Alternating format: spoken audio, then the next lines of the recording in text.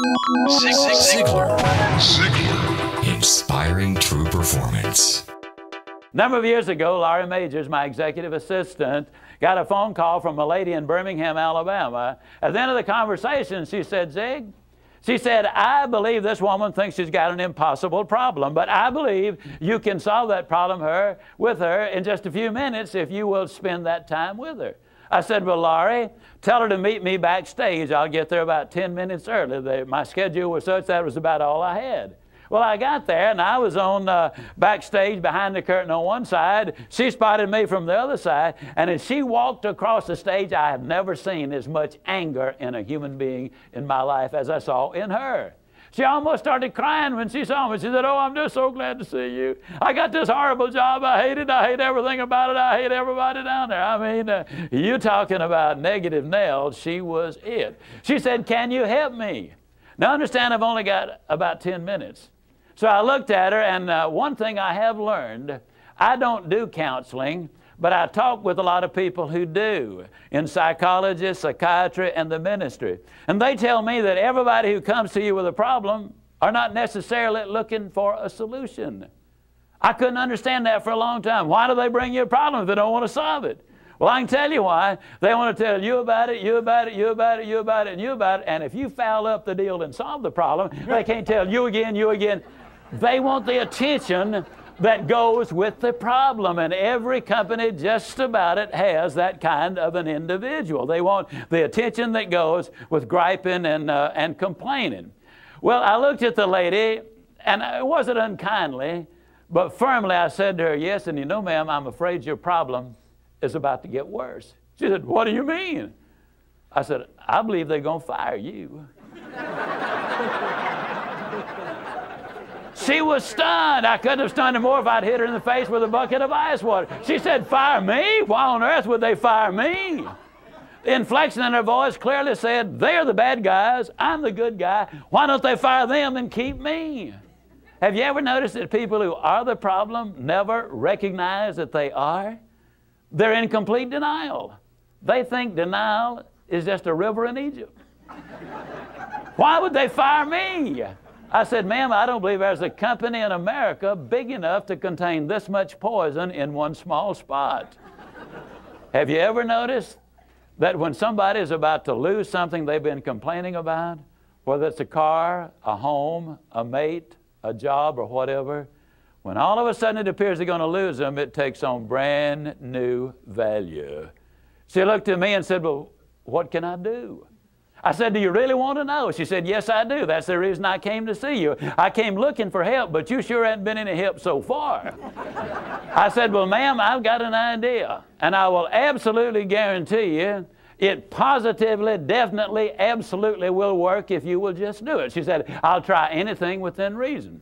I said, okay, when you get home tonight, all of your household tasks are complete. It's bedtime. Get off in a room right by yourself. Get a sheet of paper out, and at the top of it, write, I like my job because. She interrupted me. She said, that'll be easy. I don't like nothing about that job. Don't like nothing about those people down there.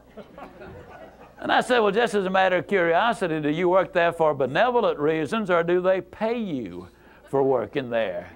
She said, well, I got to confess, they pay me. And I said, and you don't like to be paid? Oh, she said, yes, I do. I said, okay, tell you what you do. Open your notebook right now. We'll start our list of the things you like about your job. They pay you for working there, and you do like it, don't you? She said, absolutely. But she just stood there. I said, no, open your notebook now, and we'll get busy on the list. She just stood there. I said, ma'am, let me tell you what my experience in life has been. I've discovered that in 100% of the cases, no exceptions, people who won't take step number one never take step number two. You see, she had come to me with an impossible dream. Her dream was that nice Mr. Ziglar was going to solve all of her problems, and she would live happily ever after. Well, folks, I got news for you. I can't solve her problems. I can't solve your problems. But I will give you some steps that I'll absolutely, definitely, and positively will work for you, as it worked eventually for her. I said, well, ma'am, let me tell you something. Unless you're willing to take step number one right now, it's been nice talking with you. She angrily opened her notebook. Before we got through, there were 22 things she liked about her job. Not only did they pay her for working there, they paid her above average.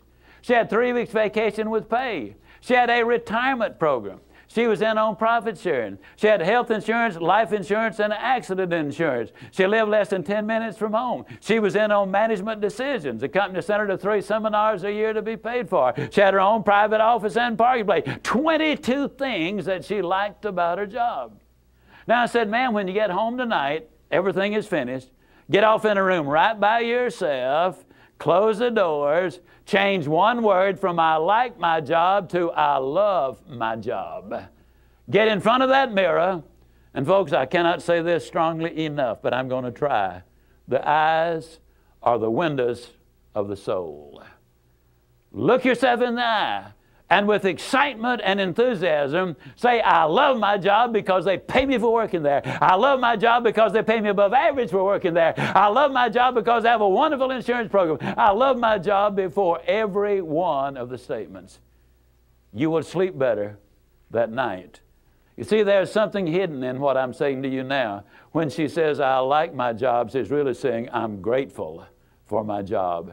And of all of the emotions we can have, according to Hans Selye, the #1 stress specialist in America, the healthiest of all human emotions is gratitude.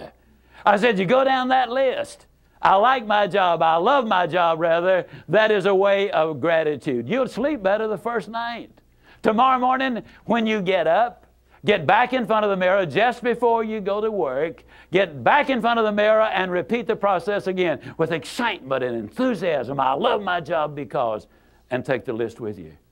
Because the reality is, you see, you will have started to change from a fault finder to a good finder. Some people do really find fault like there's a reward for it. They really do. Take the list with you, and you will be able to add to that list, absolutely guaranteed. Do this every morning and every night, and you will have an astonishing recovery from this advanced case of stinking thinking. Now, I didn't say that to her, but I'm saying it to you. That's what it was. It was an advanced case of stinking thinking. Well, 6 weeks later, I was back in Birmingham, Alabama. I was doing a follow-up sales seminar. Now, the lady was not in sales, but she had been listening to my tapes. She had been listening to Automobile University, and she had discovered that everybody sells. Everybody who will ever hear this is in selling. Whether you're a school teacher, a civil service worker, a military personnel, an executive secretary, it doesn't make any difference. What you do, you sell every day of your life. There she was at the sales seminar, seated on the front row, grinning so wide she could have eaten a banana sideways. I'm telling you, you're talking about somebody that was excited. She was turned on. I said, well, how you done? She grinned even more broadly and said, Mr. Ziglar, I'm doing wonderfully well. And thank you for asking. She said, you cannot believe how much those people down there have changed.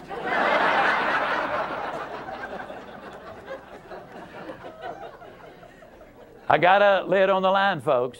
You're not going to change anybody else till you change you. Everything really does begin with you.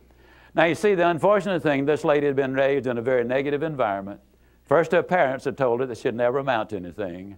They said, you know, you're always late, you're always sloppy, why can't you be like your brother or your sister or whatever?